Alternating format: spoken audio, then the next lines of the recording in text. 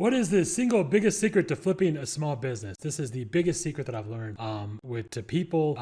When somebody tries to flip a small business or people try to go out and buy a small business, they almost always fail. Even if they buy a business, they don't get anywhere. According to the SBA, business acquisitions, 3 out of 4 business buyers actually lost money for up to 7 years. The average business takes 5 years before you make any income, any steady income. We're talking about how do you do that in like less than 30 days, 90 days, right? How do you create 10, 30 grand a month? This, you should understand, it is almost impossible. 90% of companies fail. The ones who succeed, 90% of them are going to fail in 3 to 5 years. 90% of those survivors fail in 7 to 10 years. The numbers are terrible. LoopNet and BizBuySell talk a lot about this. They roughly report the same information. Almost nobody gets there. So 9 out of 10 businesses fail, 9 out of 10 franchises succeed. There's a big secret there. Potential buyers, 65% never purchase. I used to work with one of the with some of the business exchanges and business brokers, and when I worked with the auction people, it was one of the biggest, I think is the biggest auction center, and it was the business failure rate for people who bought a business, it was just insane. It was through the roof. And potential buyers who would come in and try to buy a business, their failure rate, they would never buy a business. So they're in between jobs, they have some extra money, but they don't actually end up buying a business. So what can we do about this? The one big secret ingredient to flipping small businesses: to succeed, you must have a secret weapon. This is also called, in Silicon Valley, we call it a value contrast. It's really simple. What's going to be different when you own that business? What exactly are you going to do to grow it? That's a question. The harder, more complicated your answer is to that question, the less likely you're ever going to flip a business, that you're ever going to succeed when you buy a business. This is really simple to do. If you want to go out, each one of you are now going to become business owners. You got to be equity builders, right? And the secret is that you have to have a secret weapon. There's got to be something you're bringing to the table. Otherwise, you're just like everybody else. Just like with real estate. Oh, I'm looking for a deal. What do you look for? Anything that makes sense, right? You don't have anything specific, anything solid. Warren Buffett, for example, his secret weapon was 20%. He wants to get 18, 15, 20% a year. You take $100,000 and you take 20% a year over 40, 50 years. That's how you get $30 billion. That's all he did essentially. He got 20% a year for 40, 50 years. His secret weapon was really his patience, inhuman patience. Simon, I used to work for when it was Simon DeBartolo, and Herb and Mount Simon, billionaire brothers, and they own like pretty much every mall you've ever been to at one point. And he said something that I learned, one of the first things that I had learned, we had a few conversations, but basically if somebody calls you and says, hey, I'm looking for office space, I'm looking for retail space, I'm opening up a pizza shop, and I'm looking for something, I'll be like, okay, where are you looking for? They'll say, I'm looking on 96th Street, or I'm looking on this street, or whatever. I want to buy something on the north side of the street, let's say 2,500 square feet. The first thing you do is change that criteria. Say, well, what if it's on the south side of the street and it's 3,500 square feet? Would that work? They'd be like, well, maybe I'll take a look at it. They're almost always going to fail. The reason why those franchises succeed is because they've got tight criteria. They want, between the 900 and 700 block on the north side of the street, they want 2,500 square feet. If you come back with 3,000 square feet, they're not going to do it because they've done the math. They know it's not going to work. That criteria tells you everything. You want to be one of those people that has tight criteria. Cali Hedge Fund, right now we have an investor, one of our people, Anna was just talking about this. This is the investor she was talking about. We helped him develop this, where he was basically saying, I'm looking for deals, I'm not sure. We started asking him, what's your hedge fund trying to accomplish? Basically, what you want to say to people, what we helped him refine this, the question was, just say I'm looking for single family residential homes that will yield a 9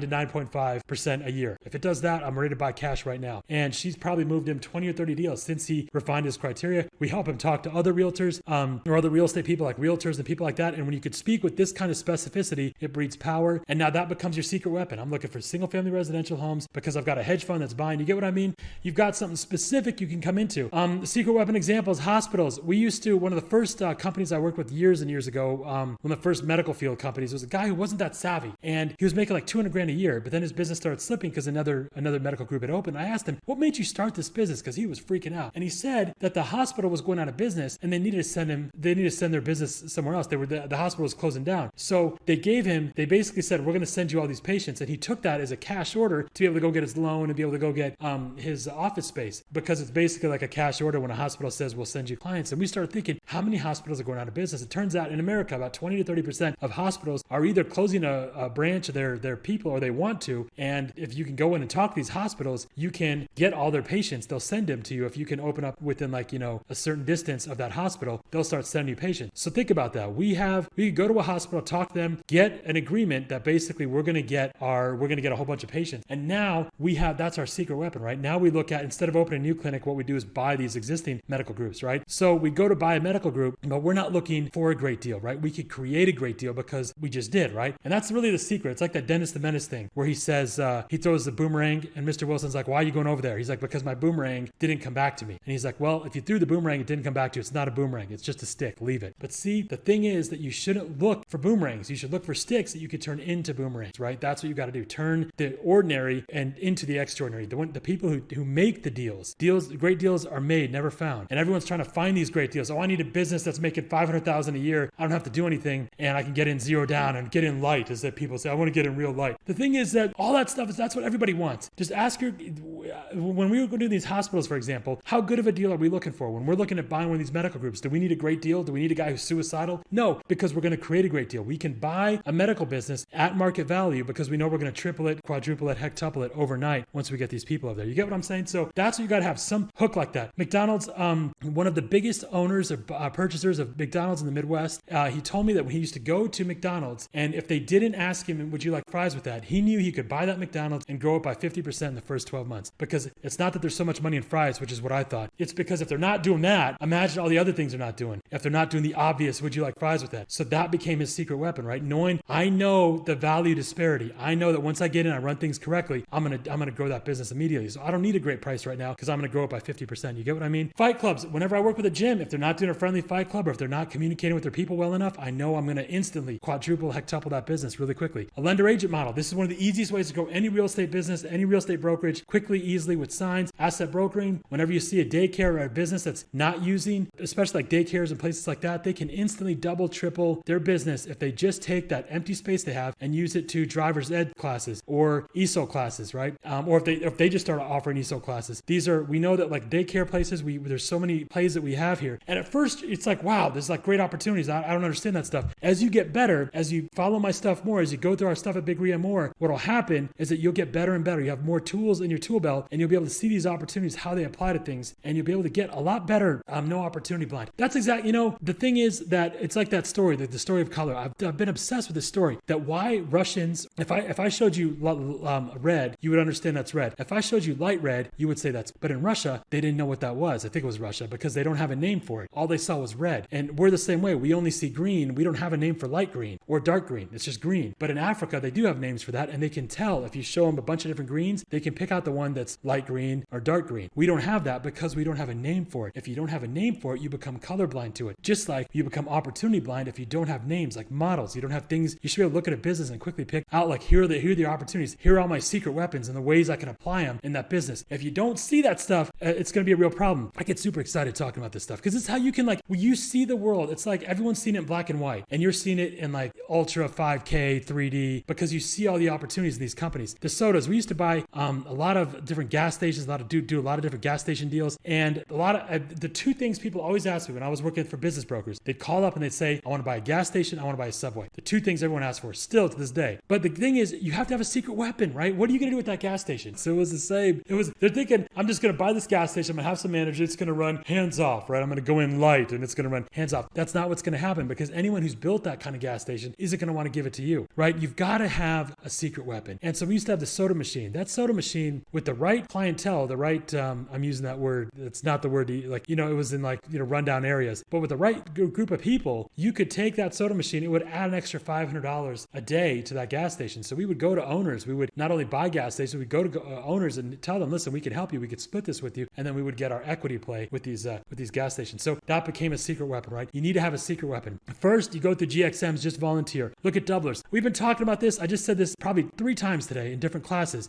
Nobody does this. Just make a list of people that would double a business, right? And ask the business owner, what have you done to get in touch with these people? They've done nothing. If you get in touch with 5 people that'll double a business, even if that doesn't happen, the goodwill it generates for that first business owner and that second one, because you're saying, listen, I just try to help local companies out, help them make money. And they said that you're a highly influential person that could double their business. I thought, I should reach out to you because I need highly influential people that can double businesses among my friends. So what can I do to help you maybe? Who would double your business? And it just becomes a chain reaction, right? Just an avalanche. It snowballs and you can keep doing this. And if you do this 5-10 times, even if you don't double the companies, you've got 5 or 10 business owners who now love you. They have nothing but great things to say about you. But if one of them does double that business, what have you done? You've just gone out doing a GXM, just helping people out, and you've doubled the business. It's amazing. And this is how, so first we start with the GXM, then just do basic things like the doublers or one of these other things like the MFM. There's all kinds of stuff we've talked about. BigRIA.com, go there, all kinds of stuff. We're recording, right? Are we not recording? I think we are recording, right? Oh. We are okay. I was gonna say that's hilarious if we're not recording. I try to make eye contact with everybody. I don't want to be rude. And so the one thing I always say, especially the younger you are, the more this applies. It doesn't matter your age though. If you want to get into a business that's totally foreign to you, if you want to get into a bike shop, you want to get into an ice cream shop, whatever, go work for one. And you should be the employee of the century. You should be the first one that gets promoted. They feel like, how do we ever get along without you? That's how vital you should be to that operation. Also, you learn numbers and everything else as well. The top thing here is models. That's what we do with everything. This is what your secret weapon is. The more models you've got, at first you start off slow, you don't really know what you're doing, but eventually you pick up more and more momentum. You've got all these ways to make companies or to build companies, all these different models. That's essentially all a model is. They're just ladders. They help you create your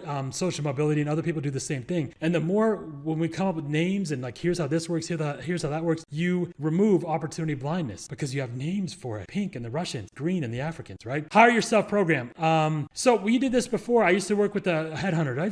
We were talking about that earlier. I worked with a headhunting group. They worked with executives. People were making like $100,000, $200,000, $300,000 a year. And what they would do is I would say to them, we had a $25,000 program and it sold out every time I did it because so many people want to do this. I'd say, listen, don't go and get a job or try that while you're doing that. Go buy a business and take your money, your 401k. Maybe it's going to take $100,000, $200,000, $300,000, $400,000, but buy a business that's selling for 2, 3, 4, 5 times their money. You'll make your money back, 2, 3 years. You'll get all your 401k back or the money you got from your friends and family. And now you've got a job, but you've also got a business that you can grow. And almost nobody wanted to keep, it turns out they don't want a business because they didn't want that extra. I always thought buy the business and grow it. This is why I've said you got to have that secret weapon of growing it. You got to have, if they don't have that, it was a weird thing. But here's what everyone does. When they go out to buy a business, they would all look at, okay, what's a hot industry? And then, okay, in that industry, what business should I buy? And then they try to turn themselves into someone that would be an asset for that business. Or like, how could I go and buy that business? Do the exact opposite. I would sit down with everyone I worked with, by the way, achieve success doing this, because I'd say, listen, ask yourself, what's your secret weapon? Are you an accountant? Do you know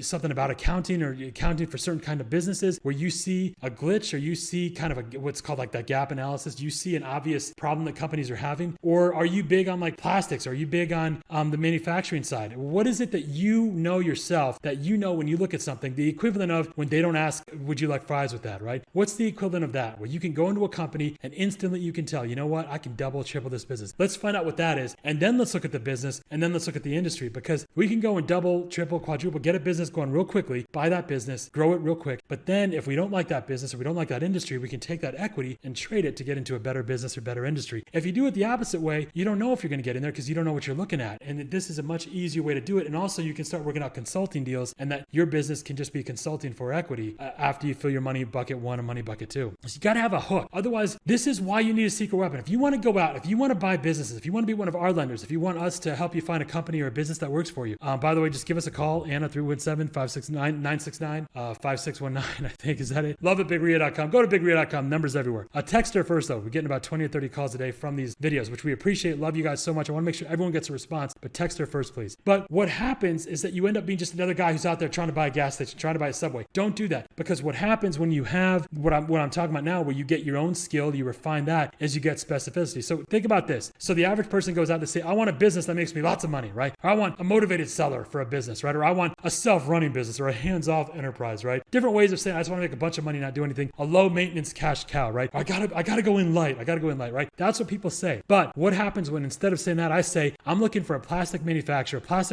doing 3 to 5 million and is less than 10 years old and is not using X accounting practices. What? Everyone gets that. Every business broker you talk to, every business appraiser you talk to, every business consultant you talk to, every other business owner in that industry you talk to, every business in every target business you talk to, every gatekeeper, every vendor, they immediately pick it up. This guy knows his shit. He knows what he's talking about. It's just like earlier, what Simon told me. What is it that happens when you try to move somebody off their criteria? No, I don't want that. I know exactly what I want. I know what I need to make happen. This is the secret, guys. So we talk about this often when buying brokerages or when you're going out and buying apartments. We've often said we have the 38 ways of buying apartments, 0 down. You can go to that class. It's a brilliant class, and you can hear about all kinds of heroes that are using 1 or 2 of those to work with apartment buildings. Because you could say, I'm looking for a 200 unit building that has people that have X amount, X age with X income, and has a doggy park, or it has an included pet amenities or something like that. Now we're getting really specific, and now we've got our secret weapon. We know we can go in and buy that apartment complex or buy a percentage of it, right? We can get our transaction agreement until we've had our 10 to 30 grand a month, then turn that into equity, bam, right? All these things, it's all beautiful and brilliant, makes that happen. The secret weapon, though, you gotta have the secret weapon. That's what's important here, right?